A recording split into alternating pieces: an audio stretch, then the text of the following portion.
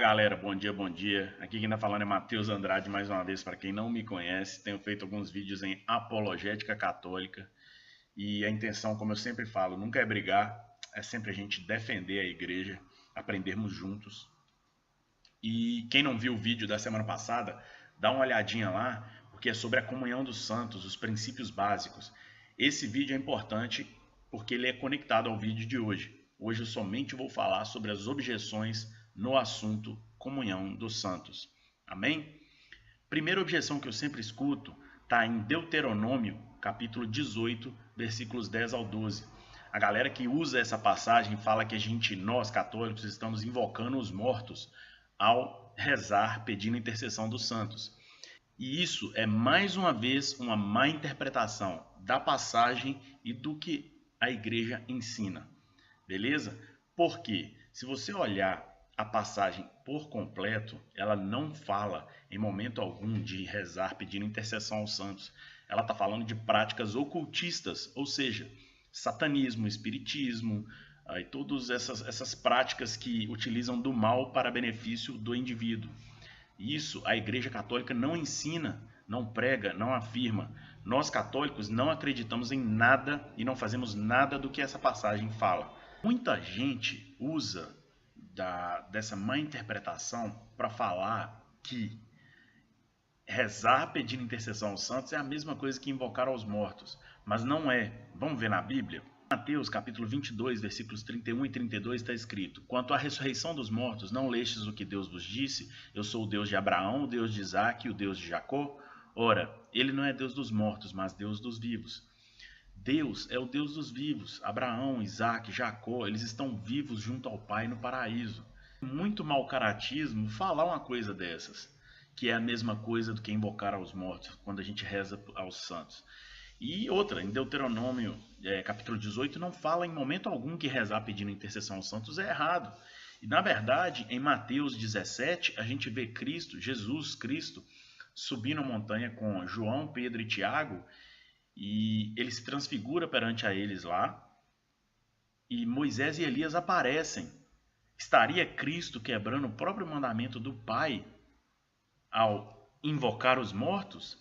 Não, claro que não. Eles não estão mortos, eles estão vivos junto ao Pai, eles estão mais vivos que a gente, eles estão eternamente vivos. Essa passagem de Deuteronômio, ela é utilizada de forma errada para nos criticar. A gente não faz nada que essa passagem fala. Amém? E é sempre bom lembrar que pedir intercessão aos santos não significa adorar os santos. Ou pedir intercessão de Maria não significa adorar a Maria. Nós honramos sim e pedimos intercessão sim aos santos e a Maria. Por quê? Porque estamos todos em comunhão de um só corpo, o corpo de Cristo. Beleza? Uma segunda objeção que eu sempre escuto é que vocês não podem rezar aos santos porque eles estão lá no céu, eles não são capazes de ouvir vocês. E eles estão no céu, eles não sabem de nada que está acontecendo na terra. Isso é mais uma mentira, mais uma vez uma má interpretação, porque a Bíblia de forma alguma fala isso. Vamos ver lá na Bíblia? Na primeira carta aos Coríntios, capítulo 13, versículo 12, a gente vê que no paraíso nós teremos maior discernimento das coisas. Na primeira carta aos Coríntios, capítulo 15, versículo 49, a gente vê que seremos a imagem de Cristo no paraíso. Na segunda carta de Pedro, capítulo 1, versículo 4, a gente vê que a gente vai ser parte, graças a Deus, pela graça de Deus, a gente vai ser parte da natureza divina. A primeira carta aos Coríntios, capítulo 2, versículo 9, fala que a gente não tem nem ideia do que está sendo preparado para a gente no paraíso. É muito mais além do que a gente pode imaginar. Na primeira carta aos Coríntios, capítulo 2, versículo 10, fala que Deus nos revela as coisas do paraíso. Se Ele nos revela as coisas do paraíso, a gente aqui na terra, por que Ele não revelaria as coisas da terra a quem está no paraíso junto ao Pai já? Apocalipse, capítulo 6, versículos 9 e 10, a gente vê os santos e os mártires clamando ao Senhor sobre as coisas da terra. Em Samuel, capítulo 28, dos versículos 15 ao 19, Samuel profetiza sobre coisas da terra. Em Lucas, do capítulo 16, do versículo 19 ao 31, a gente vê que o homem rico, ele está num lugar de tormentos. E ele ainda sabe as coisas que estão acontecendo na terra. Ele está preocupado com os irmãos dele passarem pelo mesmo que ele está passando. Ele pede que Lázaro, que está no paraíso, ressuscite e vá avisar os irmãos dele. Como que um cara num lugar de tormentos sabe as coisas da terra e nós não podemos pedir aos santos e anjos do paraíso que estão junto ao Pai, como que eles não saberiam nada sobre a terra? Isso é um absurdo falar uma coisa dessa. Aí em Lucas, capítulo 15, versículo 7 ao 10, fala pra gente que haverá júbilo, haverá alegria entre os anjos quando um pecador se arrepender aqui na terra. Aí eu fico imaginando lá no paraíso, tá lá os anjos e os santos, aí um pecador se arrepende aqui na terra, aí os anjos começam a tocar trombetas e ficar alegres, aí os santos chegam, o que está acontecendo aí, anjo? Não, a gente não pode te falar porque você é um mero santo, você está aqui no paraíso, mas você é um mero santo. Claro que não, eles vão saber também como os anjos, tudo que acontece aqui na terra. Em Mateus capítulo 22, versículos 29 e 30, fala que na ressurreição seremos como os anjos no paraíso. Lembrando que os santos, os anjos, eles só são dessa forma no paraíso pela graça divina do nosso Pai. Não quer dizer que eles têm esse poder, é pela graça divina que eles compartilham dessa graça, desse poder. Vocês estão entendendo? Em Hebreus capítulo 11, bem no finalzinho, o autor da carta aos Hebreus, ele fala de vários santos no paraíso. E aí ele segue no capítulo 12, versículo 1, falando que nós estamos rodeados por esses santos.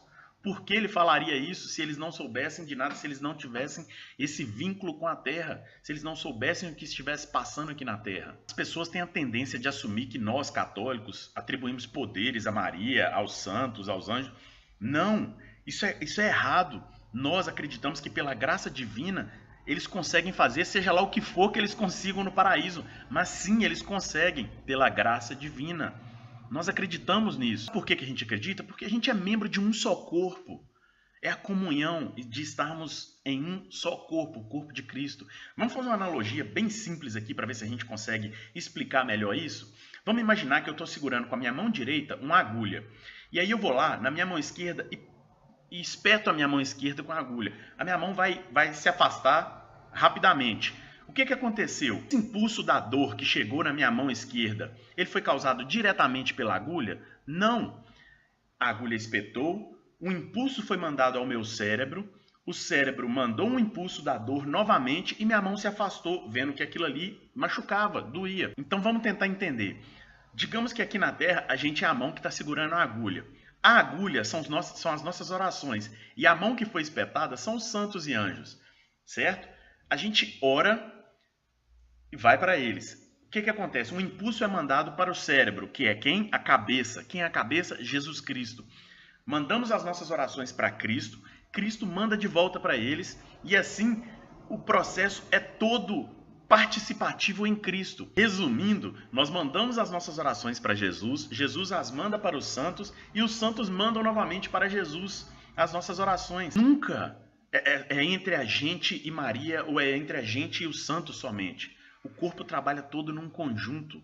Estamos todos completos, sempre com a cabeça no topo. Jesus Cristo. Ele é o nosso cérebro, ele é a nossa cabeça, de um só corpo. Então, quando alguém falar que você rezando para os santos ou Maria, você está deixando Jesus de lado, é mentira, não aceite isso. Na verdade, a gente não pode fazer nada, nem rezar aos santos, se Jesus não estiver presente, porque ele é a cabeça, o cérebro desse corpo. Então é bom a gente lembrar de 3 coisas. Primeira, os santos no paraíso, eles estão vivos, sim, juntos ao Pai.